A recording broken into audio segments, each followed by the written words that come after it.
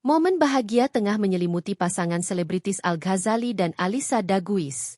Setelah sebelumnya menggelar acara gender reveal, Al dan Alyssa mengadakan pengajian 4 bulanan kehamilan pada Senin, 22 Desember 2025. Acara sakral tersebut digelar secara intimate di kediaman mereka. Terlihat acara pengajian itu dihadiri 3 keluarga besar dari keluarga Al-Ghazali dan Alyssa Daguis. Sosok Ahmad Dhani, Mulan Jameela, dan Maia Estianty tampak bersanding.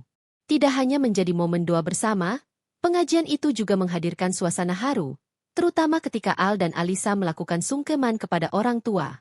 Kakak El Rumi ini terlebih dulu meminta doa kepada sang ibu, Maia Estianty, sementara Alyssa juga melakukan sungkeman dengan ibunya, Risa Dewi. Keduanya juga sungkeman kepada para ayah, Ahmad Dhani dan Richard Vincent Daguis. Terakhir, Al-Ghazali tak lupa memohon doa pada ibu sambungnya, Mulan Jameela. Momen tersebut membuat Al-Ghazali dan Alyssa Daguis menangis haru. Di acara pengajian ini, Al dan Alyssa kompak mengenakan busana berwarna pink.